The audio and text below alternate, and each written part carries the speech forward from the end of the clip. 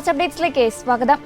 യുദ്ധത്തിനും അക്രമത്തിനും വേണ്ടി ദൈവത്തിന്റെ നാമം ഉപയോഗിക്കുന്നത് അതീവ ഗുരുതരമായ പാപമാണെന്ന് ജെറുസലേമിലെ ലാറ്റിൻ പാത്രിയാർക്കീസ് കർദിനാൾ പിയർ ബാറ്റിസ്റ്റ പിസബല്ല വിശുദ്ധ നാട്ടിൽ തുടരുന്ന സംഘർഷങ്ങളുടെ പശ്ചാത്തലത്തിൽ സംസാരിക്കുകയായിരുന്നു അദ്ദേഹം.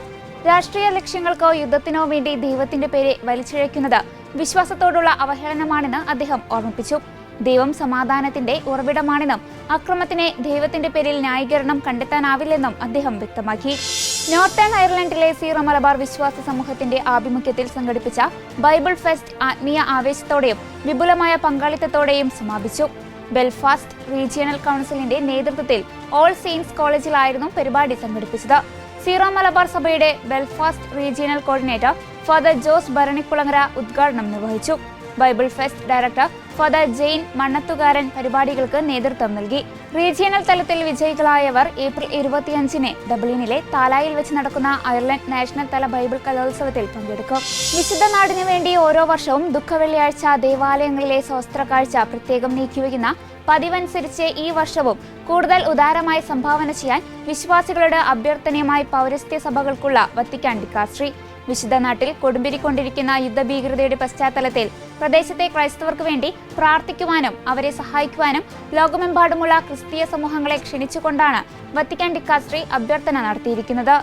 2026 ഈസ്റ്റർ ആഘോഷങ്ങൾ ഹോങ്കോങ്ങിലെ കത്തോലിക്ക സഭയെ സംബന്ധിച്ചിടത്തോളം ചരിത്രപരമായ നിമിഷമാകുന്നു. ഹോങ്കോങ്ങിൽ ഈസ്റ്റർ ദിനത്തിൽ 2500 പേർ മാമോദിസ സ്വീകരിക്കുമെന്ന് സഭാവൃത്തങ്ങൾ അറിയിച്ചു.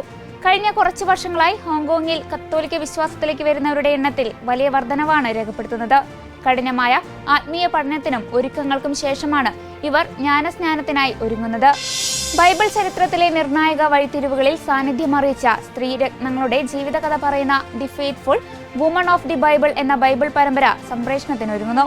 മാർച്ച് 22 മുതൽ പ്രമുഖ ചാനലായ ഫോക്സിലൂടെയാണ് പരമ്പര ആഗോളതലത്തിൽ പ്രേക്ഷകരിലേക്ക് എത്തുന്നത്. അബ്രഹാം, ഇസഹാക്ക്, യാക്കോബ് എന്നിവരുടെ ജീവിതം അവരുടെ ഭാര്യമാരുടെ കാഴ്ചപ്പാടിലൂടെ അവതരിപ്പിക്കുന്നു എന്നതാണ് ഈ സീരീസിനെ ശ്രദ്ധേയമാക്കുന്നത്. തന്റെ വ്യക്തിജീവിതത്തിലെ നീണ്ട കാത്തിരിപ്പുകളും പ്രാർത്ഥനാനുഭവങ്ങളുമാണ് ഇത്തരമൊരു സീരീസ് ഒരുക്കാൻ തനിക്ക് പ്രചോദനമായതെന്ന് എക്സിക്യൂട്ടീവ് പ്രൊഡ്യൂസർ റിനെ എച്ചെവാരിയ പറഞ്ഞു. വിശ്വാസവും വൈകാരിക നിമിഷങ്ങളും കോർത്തിണക്കിയ പരമ്പര ഈസ്റ്റർ ദിനമായ ഏപ്രിൽ 5-നാണ് സമാപിക്കുന്നത്. ഇതോടെ ചർച്ച അപ്ഡേറ്റ്സ് പൂർണ്ണമാകുന്നു. നന്ദി.